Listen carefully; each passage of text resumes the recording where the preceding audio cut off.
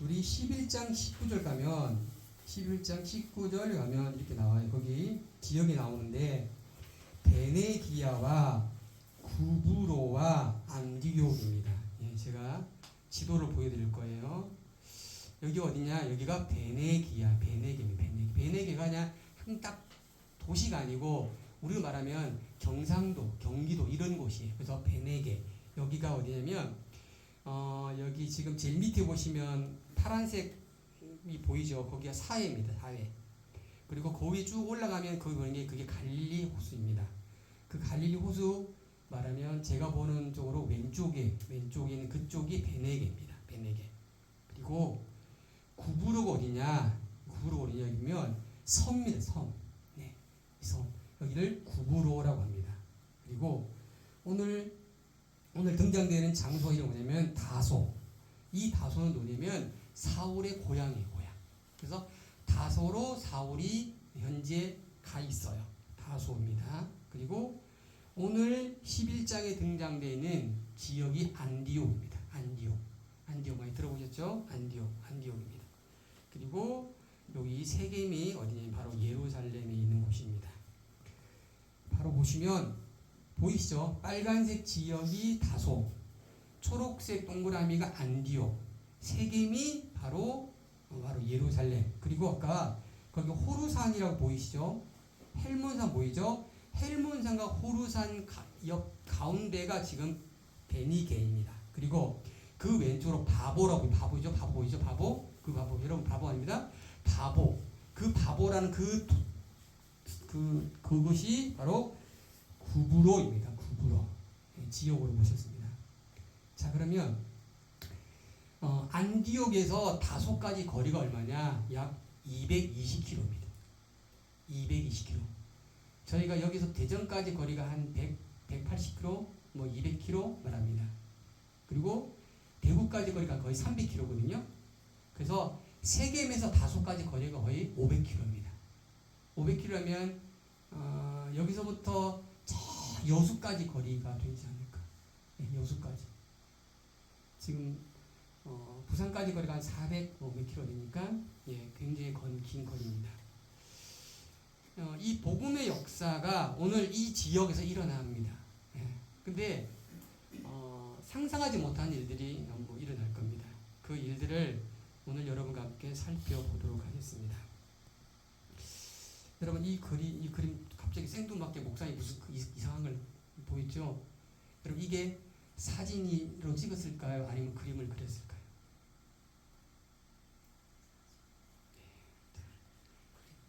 자, 봅니다. 이건 어떻습니까? 이건 사진으로 찍었을까요? 그림을 그렸을까요?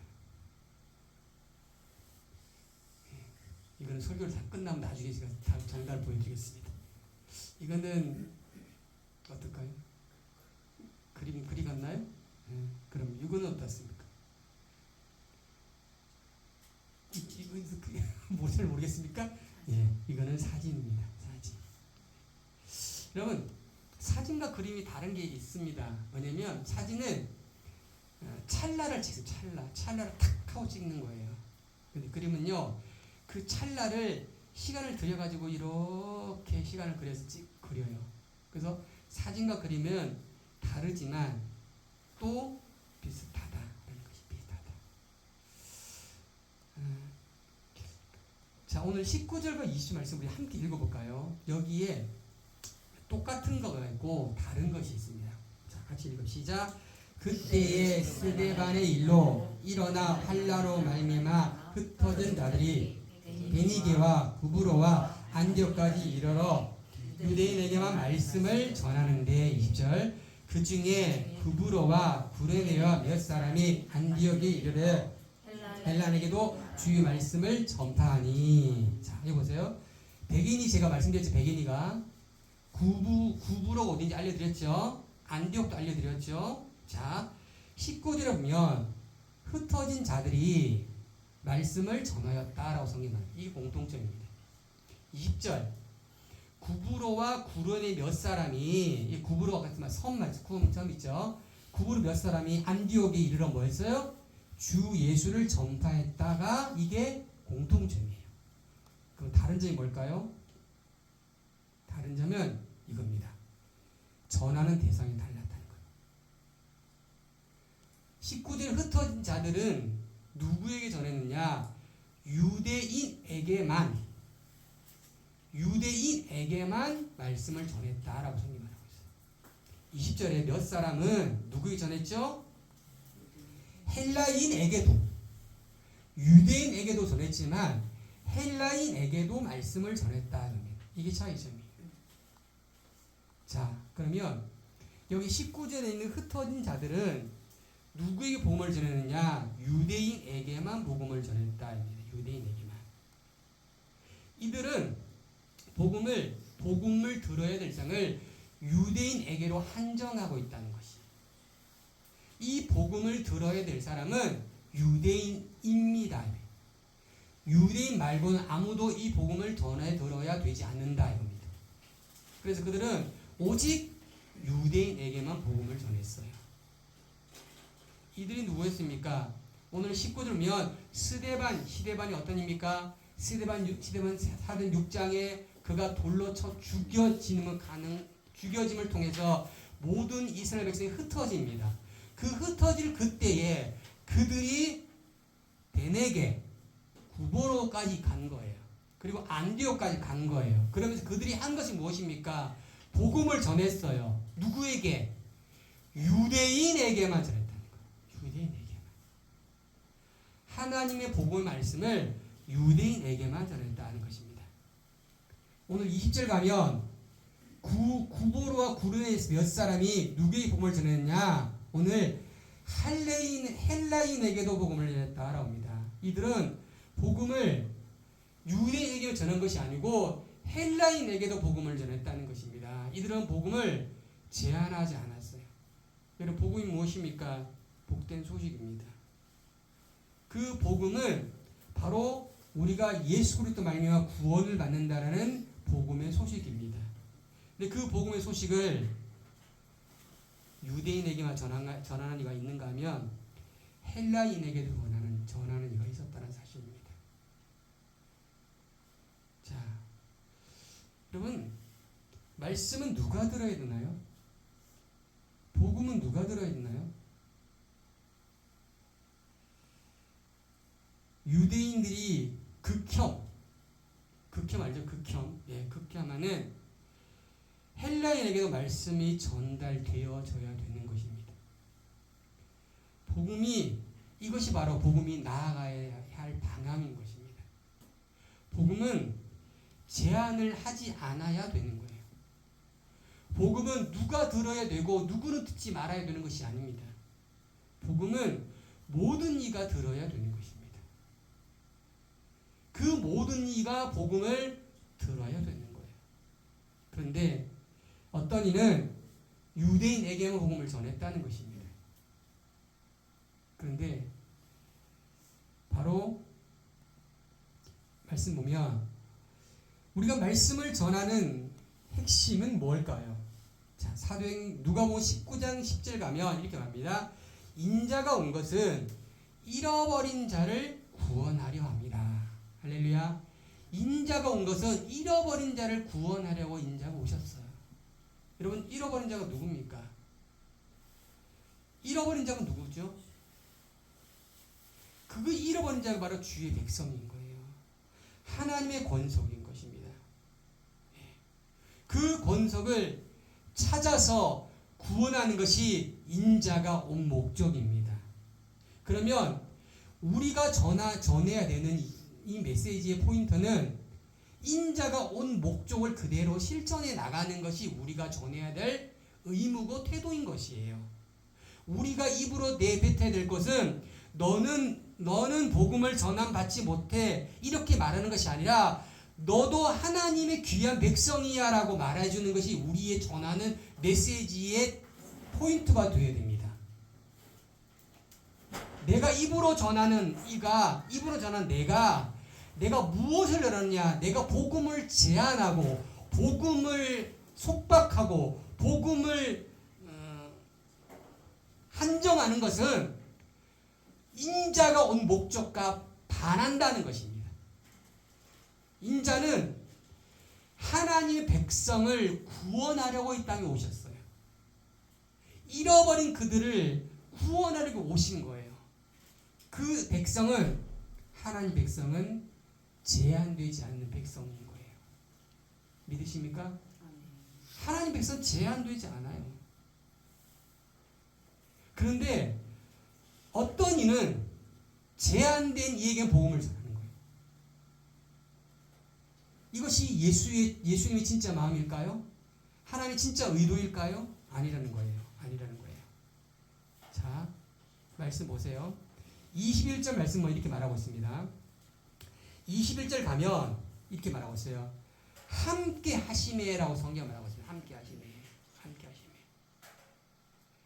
함께 하는데 그 함께하는 대상이 누구냐 합니까? 바로 이겁니다. 이들입니다.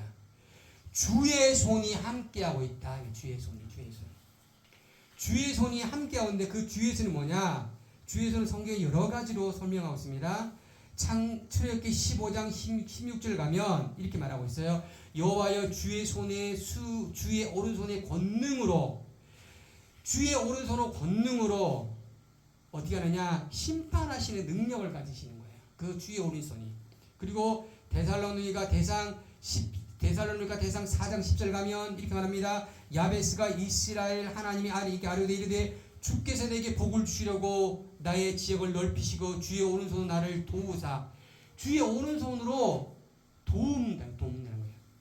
그 다음에 시편 8편 6절 가면 뭐냐면 주의 오른손으로 만드신 것을 다스리고 주의 오른손으로 이 세상을 만드셨다는 것입니다.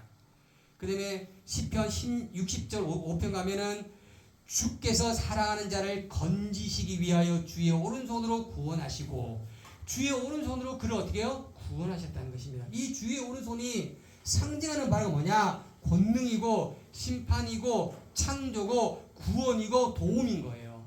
그 주의 오른손이 함께하고 있다는 거예요. 누구와 함께? 누구와 함께요? 그들입니다. 그들. 주의 오른손이 그들과 함께하고 있다는 거예요. 여러분, 주의 오른손만 있으면 그 누구도 두렵거나 그 누구도 무섭거나 그 누구도 두려워할 대상이 없어요. 그 주의 오른손이 그들과 함께하고 있어요. 성경 말하고 있습니다. 그들이 누굽니까?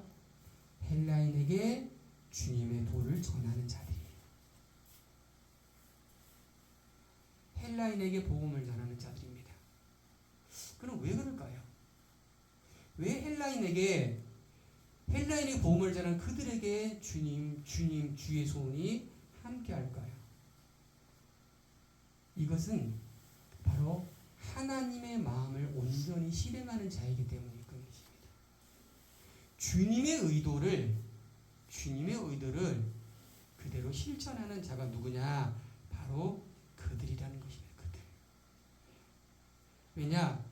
그들은 헬라인에게도 복음을 전했다는 사실입니다. 헬라인에게도. 그들이 복음을 전함받지 못했다라고 사람들에게 배웠지만 그들은 그렇지 않았어요.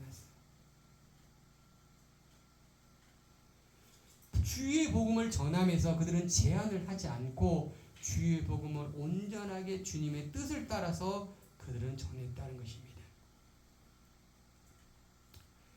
여러분, 주의 복음을 온전히 전했다는 것이 무엇입니까? 주님의 뜻을 따른다는 것입니다. 주님의 뜻을 따른다는 것이 무엇입니까? 주님의 음성을 듣는 자인 것입니다. 주님의 음성을 듣는 자는 무엇입니까? 주님의 순종하는 자인 것입니다. 그 순종하는 자리 주님의 뜻을 실천해 나갈 수가 있는 것입니다. 그 실천해 나가는 자에게 주의 오른손이 함께하는 것입니다. 할렐루야. 주의 오른손이 함께합니다. 그러니 다윗과 하나님께서 함께하신 거예요. 왜? 마음에 합한 자이기 때문에. 다윗이 잘못한 일도 있잖아요. 근데 왜 그 다윗과 하나님께서 함께 하셨습니까? 왜 모세와 함께 했습니까? 왜 베드로와 하나님 함께 하시고 왜 사울과 하나님이 함께 하셨나 이거죠. 왜 저와 여러분과 하나님께서 함께 하시냐 이거죠. 주님의 뜻을 따르고 주님의 음성을 듣고 주님의 마음을 제한하지 않는 삶을 살아가는 이에게 주의 오른손이 함께함을 믿으시기 바랍니다. 아멘. 주님 오른손 함께합니다. 그러면 그 결과 어떤 일이 벌어지지 않습니까? 이런 일이 벌어지는 거예요. 자, 같이 시작. 수많은 사람들이 믿었다라고 성경이 말하십니다. 주의 오른손이 그들과 함께 있으니 그가 무엇을 하는 듯 그에게 나타난 현상은 뭐냐? 수많은 많은 사람이 믿었다. 여러분, 여기 수많은 많은 사람들이 예수를 믿기 위해서 어떤 일을 벌입니까? 자신이 섬기는 신을 버려야 됩니다. 그렇죠? 자신이 섬기는 신을 버리고 예수님을 메시아로 받아들여야 되는 것입니다. 그래야 믿을 수가 있는 거예요. 믿는다는 단계가 오기 전에 그 앞 단계는 자신의 생각과 자신이 섬기는 신을 내려놓지 않으면 예수를 믿지 못하는 거예요. 이것이 뭐냐? 엄청난 복음의 현장의 역사인 것입니다. 그리고 두 번째로 어떠냐입니까? 주께 돌아왔다. 누가 돌아옵니까? 그들이 돌아왔습니다. 그들이 자신의 마음대로 살아갔습니다. 자신 생각대로 살아갔어요. 이렇게 살면 될 것 같아. 그렇게 살았어요. 이것이 맞는 길 같아. 그렇게 살았어요. 그 길에서 돌아왔대. Turn to the Lord. 돌아왔는데 주님이 향하는 방향으로, 주님이 계신 방향으로 돌렸다는 것이에요. 돌렸다. 무엇을? 자신의 삶을. 내가 잘못 살았네라고 인정해야만 돌아갈 수 있는 거예요. 길 잘못 들었네 라고 인정해 돌리는 거예요. 안 그러면 계속 가야죠. 여러분, 우리 삶이 그냥 잘 간다면 그냥 가세요. 근데 만약에 잘못됐다 그러면 돌려야죠. 그게 아무로 많이 갔다 할지라도 돌려야 돼요. 목적지 다른데. 천국에 목적지 가려면 천국으로 가야 되는데 잘못 길로 가고 있어. 그럼 돌려야죠. 아무리 멀리 가도 돌려야죠.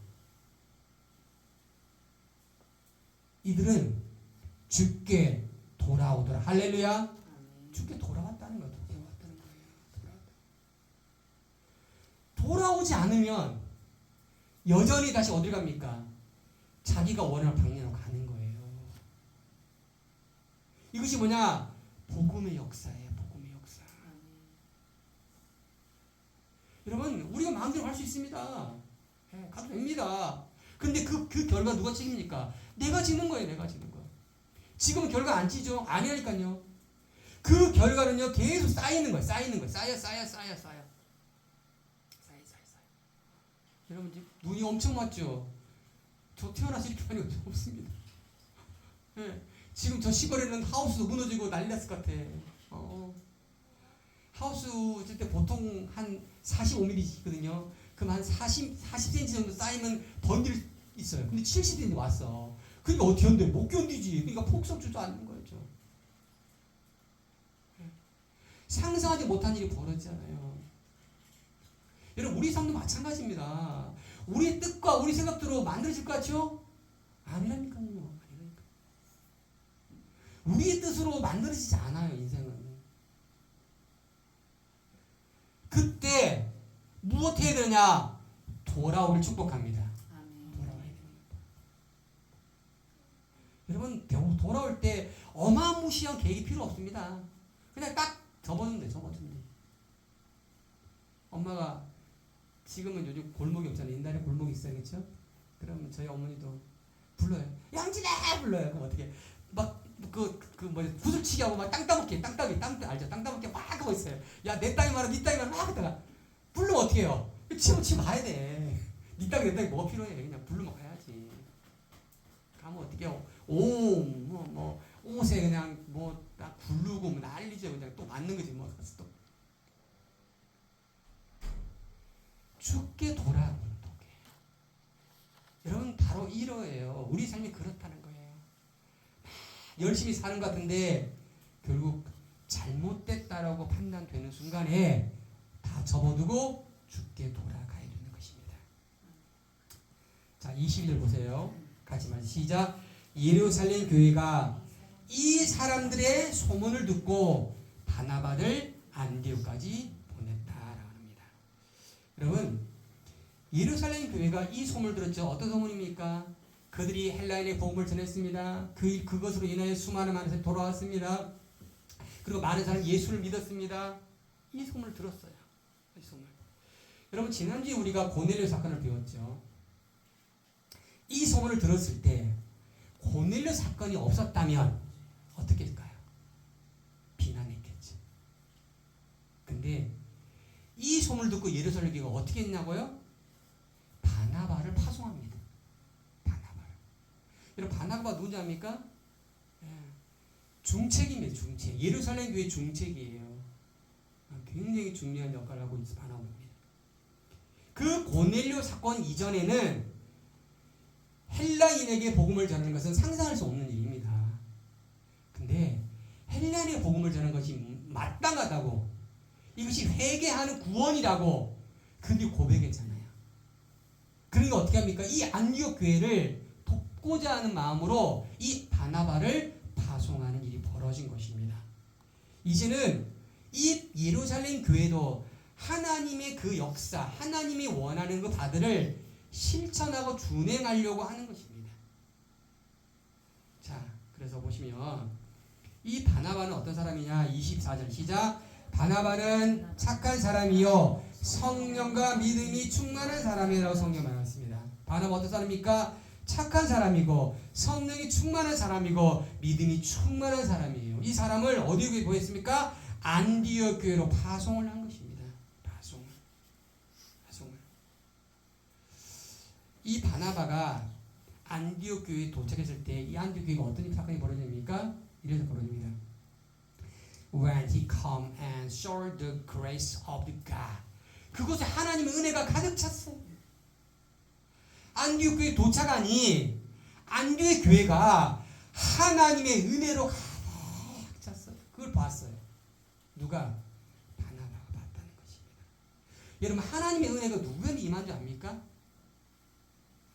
하나님의 은혜는 하나님의 은혜를 사모하는 자에게 임합니다. 하나님의 은혜는 그 누구에게도 임하는 거예요. 하나님의 은혜는 남녀노소 그 누구에게도 임하는 것이 하나님의 은혜인 거예요. 높은 지, 낮은 지, 부자, 가난한 자, 그거 상관없어요. 이 이방 땅, 이 안디옥 교회에 하나님의 은혜가 임재했다는 사실을 기억하시기 바랍니다. 저와 여러분에게도 하나님의 은혜가 임한다는 사실을 기억하십시오. 할렐루야. 하나님의 은혜가 임하는 거예요.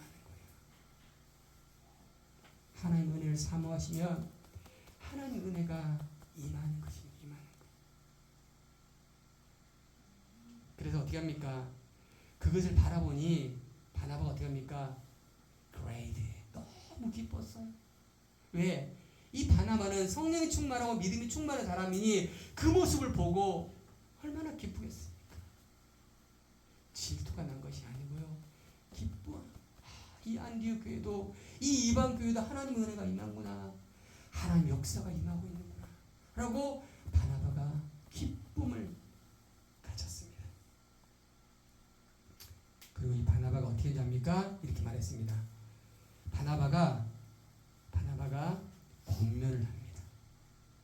모든 이들에게 바나바가 권면합니다. 어떤 권면을 하느냐? 바로 이런 권면을 합니다. 이 권면하다가 뭐냐면 원문으로 말하면 파라칼라오입니다. 이 파라칼라오는 능동동사예요. 능동동사이고 미완료 동사입니다. 미완료 동사 말씀드렸죠. 완료 동사는 딱 종료되는 게 완료 동사.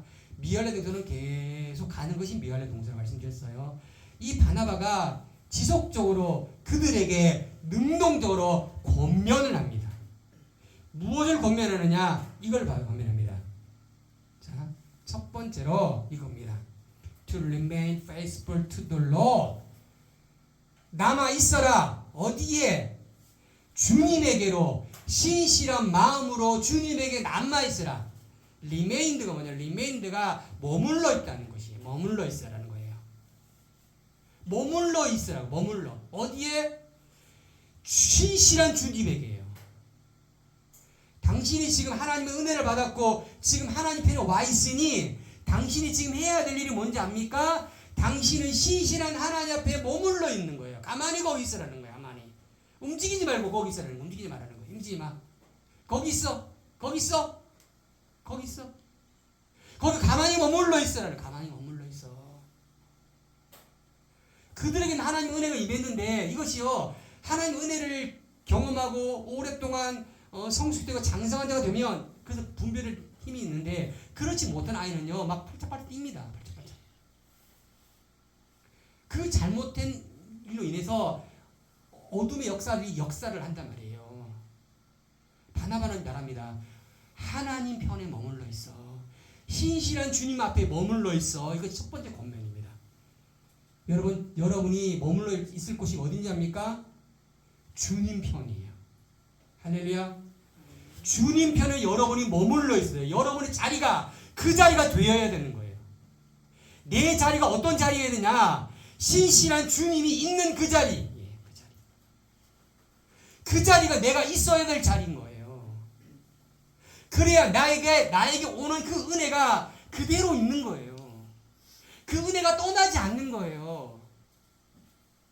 하나님 오른편이 그대로 나에게 함께 있는 거예요.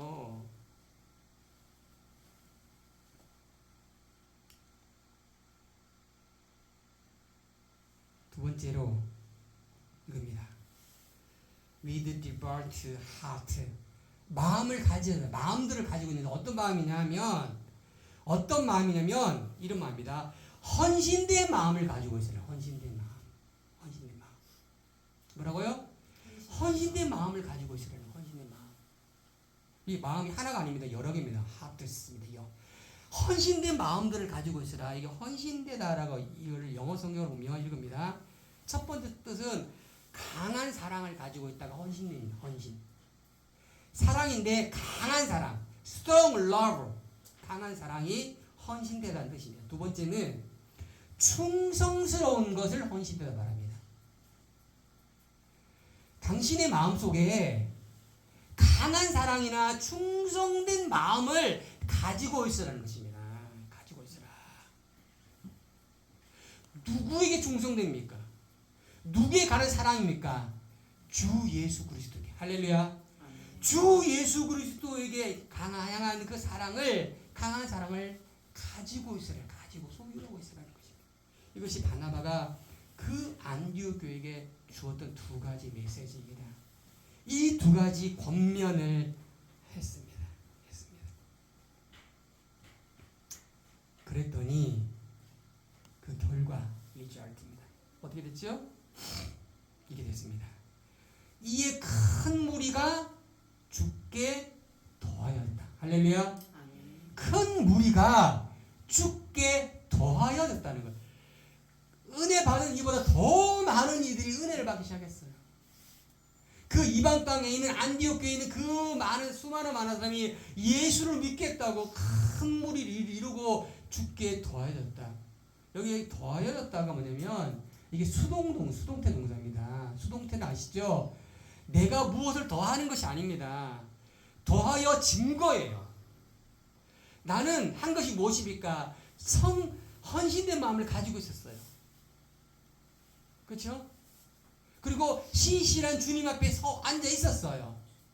그러니 어떻게 됐습니까? 더하여진 거예요. 내가 막 찾은 것이 아니고 그냥 나는 그렇게 하고 있었어요. 그 안디옥 교회는 그렇게 하고 있었어요. 그러니 더하여진 거예요. 누가? 주께서 더하여 주신 것이. 할렐루야. 성령이 더하여 주게 하신 거예요. 할렐루야. 그렇게 하신 거란 말이에요. 여러분 우리의 몫은 무엇입니까? 오늘 바나바가 말한 그 권면을 실천해 나가는 것이 이것이 이 안디옥 교회의 몫이었고 바로 저와 여러분의 몫인 것이에요. 무엇을 찾으려고 막 하면 도망간다고. 우리가 해야 될 건 뭡니까? 그냥 우리가 받은 권면대로 그냥 우리는 진득하게 있으면 되는 거예요. 있으면. 그러면 어떻게 된다고요? 더하여 주시는 것입니다. 누가?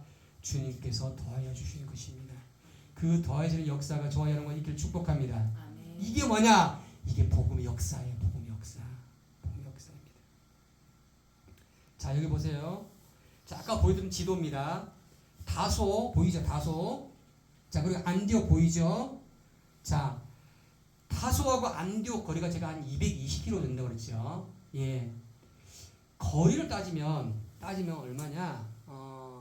그냥 차로 가면 우리가 뭐 한 3시간을 뭐 안 쉬고 3시간, 4시간에 갑니다. 그렇죠? 근데 사람으로 가면 어떻게 합니까? 아무리 빨리 가도 일주일입니다. 아무리 빨리 가도 일주일. 좀 늦게 가면 한 2주. 갔다가 또 와야 되잖아요. 그러니까 거의 한 달 잡아야. 그러니까 예전에 조선시대 한양에 시험 보러 가면 몇 달 동안 왔잖아요. 왜? 걸어서 가다가 잠자고 또 걸어가다 잠자고 하니까 시간이 오래 걸리는 거예요. 자, 여기 보세요.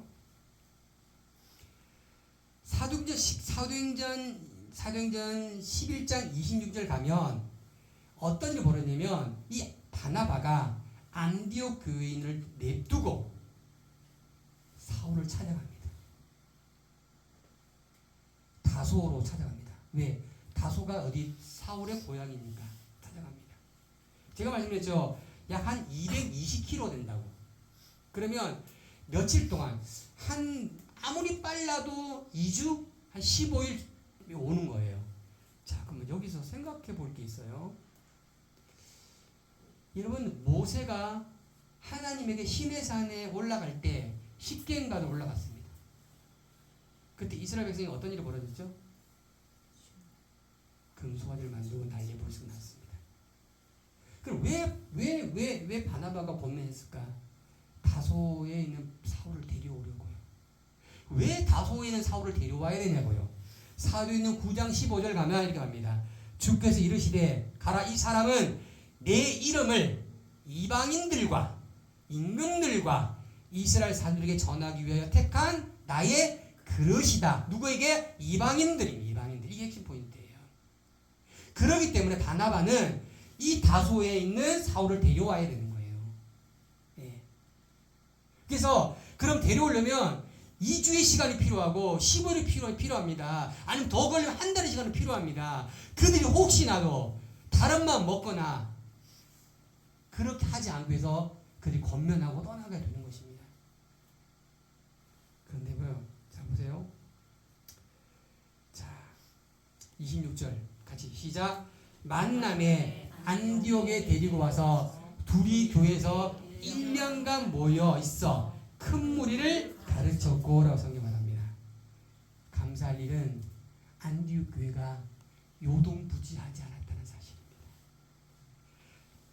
바나바의 그 권면을 듣고 교회가 든든히 자리를 지키고 있었다는 거예요. 감사할 일이. 이것이 뭐야? 복음의 역사입니다. 역사. 여러분, 복음의 역사가 다른 게 아니에요. 주의 말씀을 듣고 그 말씀을 가슴에 간직하고 그대로 있으면 사단이 역사하지 못해요. 누가 역사합니까? 복음이 역사한다고요. 복음이. 우리 눈은 아무것도 아닌 것 같은 보이는데 그게 아니라고요. 왜? 안디교회는 지도자가 없거든요. 누가 이끌 대상이 아무도 없어요. 자, 보세요. 여기 핵심적인 단어가 나옵니다. 뭔지 압니까? 핵심 단어입니다. 가르쳤다라는 단어입니다. 가르쳤다. 이 큰 무리는 어떤 무리입니까? 그 앞에 나왔죠. 예, 앞에 나와 큰 무리가 모였잖아요. 그 큰 무리들을 사울과 바나바가 가르쳤다. 가르침의 사역을 시작했다는 거예요. 목사님, 왜 가르치는 사역을 시작했죠? 왜 우리가 어린아이 가르칩니까? 왜 우리가 교육을 합니까? 교육은요, 새로운 사람으로, 전인적인 사람으로 바뀌게 하는 굉장히 중요한 도구가 바로 가르침입니다. 가르침. 배우지 못하고 깨닫지 못하면 짐승이지만 배우고 깨달으면 그 짐승도 바뀌어지는 거예요. 바뀌어지는 거예요. 지금 왜 이 큰 물을 향해서 은혜 받은 이 큰 물입니다. 은혜를 받았어요. 하나님은 그 누구의 은혜를 주시니까 그 은혜가 지속적으로 유지되고 발전되고 승화되려면 뭐가 필요하냐? 가르침이 필요한 거예요. 가르침. 그래서 그들은 1년 동안 그 안디옥 교회에서 주의 말씀을 예수가 누구인지 하나님의 이름 무엇인지 어떤 삶을 살아야 되는지를 가르쳤다. 할렐루야. 가르쳤다는 것입니다. 그러니 잘 보세요. 자, 우리 파란색 박스를 읽어 시작. 제자들이 안디옥에서 비로소 그리스도인이라 일컬음을 받게 되었다라고 성경 말합니다. 여러분 여기서 좀 이상한 생각이 납니까? 여기 제자가 누굽니까? 이 제자가 누굴까요? 큰 무리의 제자. 큰 무리가 제자가 된 거야. 큰 무리가 가르침을 받았던 동안 그 큰 무리가 뭐 됐어요? 제자가 됐어요. 그 제자가 비로소 그리스도인이라고 일컬을 받았다. 여러분 이 그리스도인이 사도행전 11장 20절 처음 등장이 되는 거예요. 유대인 교회 에르사렘 교회에 등장된 것이 아니고 안디옥 교회 이방 교회에서 이 그리스도인이라고 등장된 게 바로 사도행전 11장 26절의 말씀이에요. 여러분 그리스도인이 뭔지 압니까? 라이프 성경사는 이렇게 말하고 있습니다. 제가 설명해 드릴게요. 그리스도인은 크리스티아노스라는 원문에 나왔어요. 이 그리스도인은 그리스도를 믿고 구세주로 고백한 자를 말하는 거예요. 다시 말씀드립니다. 그리스도인은 그리스도를 믿고 구세주로 고백하는 자가 그리스도인인 거예요. 그리스도인은 예수님의 제자나 성도에게 붙여지는 호칭이에요. 예수의 제자, 예수를 따르는 성도에게 붙여지는 게 누구냐? 그리스도인인 거예요. 그리스도인이라고 불려지는 것은 귀한 호칭이에요. 거룩한 호칭. 예. 이 거룩한 호칭이 어디서 나타나느냐? 안디옥 교회, 이방 교회에 나타났다는 사실입니다. 예루살렘에 나타난 게 아니에요. 하나님이 예루살렘 교회를 무시하거나 배척하거나 이게 아니라니까요.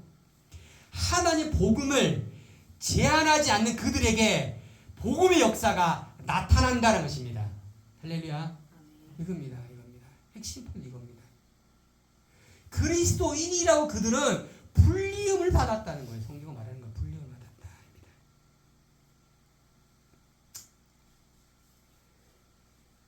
이 그리스도인은 베드로만 사용한 사도 바울만 쓴 것이 아니고요. 베드로도 씁니다. 언제냐? 베드로 전서 4장 16절 가면 이겁니다. 고난받는 자, 고난을 당하는 자가 부끄럽지 않는 자를 그리스도인이라고 말하고 있어요. 고난을 받았는데 그 고난을 부끄러워라 느끼지 않는 자, 이 자들이 그리스도인이라고 베드로는 설명하고 있습니다. 자, 그러면 또 다른 복음의 역사들을 한번 제가 또 소개해 볼게요. 본문을 볼게요. 자, 보세요. 자, 28절 말씀 같이 읽겠습니다. 시작. 그 중에 아가보라는 한 사람이 일어나 성령으로 말하되 천하에 큰 흉년이 들리라 하더니 글라우디오 때에 그렇게 되니라. 자, 이게 더 어렵다 나오죠.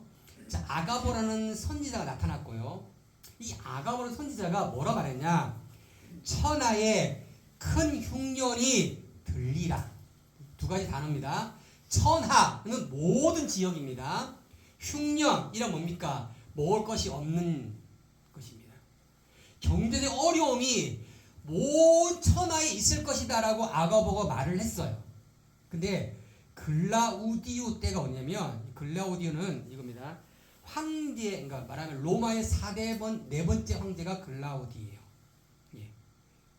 로마 AD 한 41년에서 51년 사이입니다. 예수님이 돌아가시고 한 40년, 50년 뒤입니다. 그때에 큰 흉년이 천하에 일어났어요. 그러면 우리도 못 살고 못 먹고 줄 것 없고 그냥 스스로 고통을 감내하는 거예요. 근데 성경에 보세요. 자, 29절 보면 이런 일이 벌어집니다. 자, 29절, 30절 읽어볼게요. 시작. 제자들이 각각 그 힘대로 유대에 사는 형제들에게 부조를 보내기로 작정하고 이를 실행하여 바나바와 사울의 손으로 장로들에게 보내니라. 자, 29제 제자가 누구죠? 큰 무리 제자죠. 네. 1년 또 가르치면서 제자죠. 그렇죠? 이들이 어떻게 했어요? 부조했는데 어떻게 했어요? 각각 힘들었죠? 지금 어떤 상황입니까? 자기도 못 사는데 나도 못 살게 나도 못 살게 죽겠는데 나도 못 살아서 지금 때거리가 없는데 지금 우리 아들이 울고 있는데 각각 힘대로 했다는 거야. 뭐라고요? 각각 힘대로 자신의 능력대로 자신이 가지고 있는 힘대로 했다는 거예요. 무엇을? 작정을 했어요. 작정. 여러분 작정이 뭡니까? 작정은 현재가 아닙니다. 작정은 미래 사건입니다. 미래 그렇게 하겠나라고 선언하는 거예요. 계획하는 거예요. 결심하는 거예요. 결심하는 거예요. 무엇을? 부조 보내기를요. 그들에게 물질을 보내고 쌀을 보내고 내가 가지고 무엇을 보내겠어요? 라고 작정을 했다는 거예요. 작정을. 누가? 제자들이. 누가? 1년 동안 가르침을 받은 그리스도인들이에요. 그래서 뜨내기였던 그들이, 이방인 그들이, 천덕거리는 그들이 하나님 은혜를 받았고 1년 동안 가르침을 받으니 이들이, 여러분 생각해보세요. 유대에 있는 성도들이 거꾸로 안디옥에 보내야 되지 않나요? 그렇잖아요. 근데 지금 어떻게 하고 있어요? 유대에 있는 형제들에게 보내는 거예요. 누가? 안디옥에 있는 성도들이. 이게 무슨 힘입니까? 이게 복음의 힘이에요. 복음의 힘. 할렐루야. 아멘. 복음의 힘이라니까요. 여러분 이 모습을 보는 하나님이 어떨까? 여러분 어떨까요?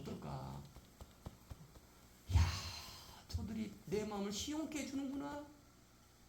여러분 시원하게 뭡니까? 자녀들이 부모의 마음을 조금이라도 알아주는 게 그게 시원한 게 아닙니까? 큰 집 사면 좋겠지. 좋겠지. 예. 뭐 1억 들고 오면 좋겠지. 그렇지 않아도 시원케 해주는 거야. 그 둘째 아들이 아버지가 기다리는 것을 모르지만 그냥 아버지 집에 가야겠다고 해서 아버지를 만나는 그 자체가 그 아버지의 마음을 시원하게 해주는 거예요. 할렐루야. 그겁니다. 그거. 다른 거 없다고요. 지금 이 안디옥 교회가 유대에 있는 형제들에게 부조 보내기를 작정했어요. 3절 보세요. 이를 실행했다고. 이제는 작정뿐만 아니라 이것을 실천했다고요. 누가? 바나바와 사울의 손으로 장로들에게, 그 예루살렘 교회 장로들에게 실천했어요. 이것이 복음의 역사입니다. 복음의 진짜 역사입니다. 복음의 진짜 역사. 여러분, 우리는 늘 크고 화려하고 높은 것에 대해서 생각하지만 아니라니까요. 그건 아니라고요. 진짜 힘은 어디 나오는지 압니까? 복음을 간직한 자에게부터 나온다는 사실을 믿으시 바랍니다. 그 복음을 간직하려면 어떻게 되죠? 오늘 바나바가 말했잖아요. 지금 사울이 하고 있잖아요. 1년 동안 가르침을 받아야 돼요. 내가 뭘 받아야 돼요? 가르침을 받아야 돼요. 가르침 받기 위해 전제가 있습니다. 뭔지 압니까? 내 것을 내려놔야 돼요.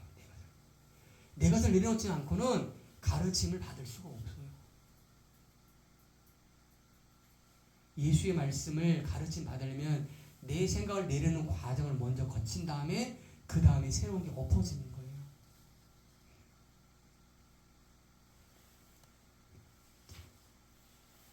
자신이 할 수 있는 힘대로 작정하고 이거를 실천해 나갔습니다. 온천에 흉년이 들었습니다. 예루살렘 교회도 들었지만 안디옥에도 흉년이 들었어요. 그러나 안디옥 제자들은 구제 헌금하기로 작정을 한 겁니다.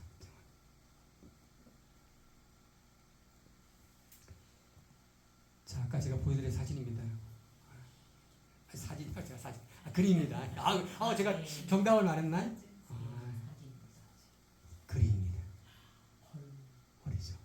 이게 극사실주의랍니다. 극사실주의. 예. 그림. 저도 보고 놀랐습니다. 사진 여러분. 그림입니다. 예. 여러분 사실은요. 보지 않았던 배웠죠? 예, 사실은 복음은 그냥 있는 것처럼이 아니에요. 복음은 극사실주의처럼 존재한다는 사실을 기억하시기 바랍니다. 예. 복음은 그 과거에 사도행전 11장에 과거 역사한 것처럼 지금에도 역사한다는 사실을 믿으시기 바랍니다. 예. 그 하나님이 그 예수님의 역사가 지금에도 있다고. 지금에도 여기도 있다고.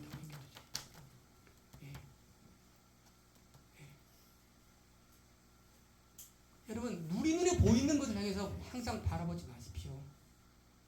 그리고 우리는요 우리 눈이 착각한다. 아까 그처럼 착각한다니까요.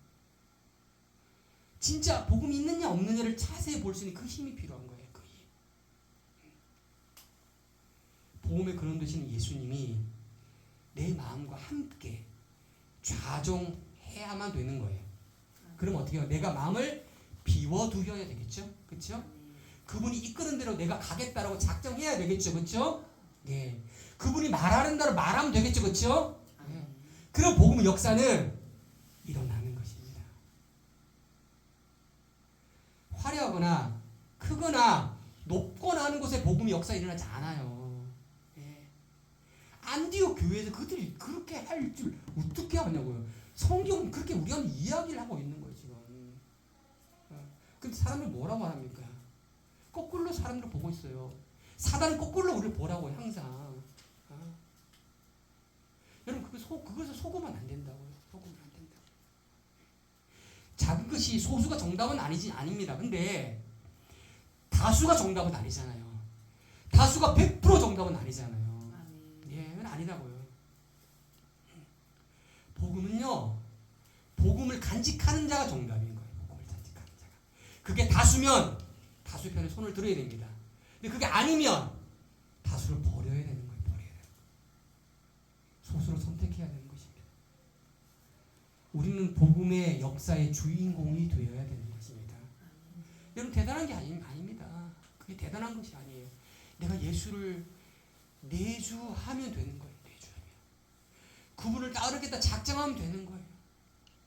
내가 그리스도인이 되면 되는 거예요. 할렐루야. 그러면 되는 거예요. 다른 거 없다니까요. 다른 거로 내가 그리스도인이 되는 게 아니라니까요. 화려한 교회나 화려한 이게 그리스도인이 아니라니까요.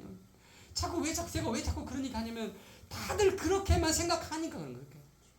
그것을 벗어나야 된다고 내가 끊임없이 말을 하잖아요. 그거 벗어나야 된다고. 그거 안 부셔지면 보여지는 것을 믿는다니까요. 우리는 보여지는 걸 믿는 사람이 아니라니까요. 우리는 우리 말씀을 통해서 언약을 믿는 거예요. 이게 그리스도인이거든요. 근데 사단은 보이는 걸 믿으라고 해요. 보이는 걸. 그건 믿음이 아니라니까요. 오늘 설교 일찍 끝날 줄 알았더니 또 늦었네. 아니, 제가 준비를 좀 짧게 했거든요. 복음을 온전히 내주하고 간직하는 그런 사람이 돼야 지금 이 시간에도 복음의 역사는 일어날 것이고, 그렇죠? 성경이 살아있는 역책이 되는 거예요. 그렇게 만드시는 저와 여러분에게 축복합니다. 축복합니다.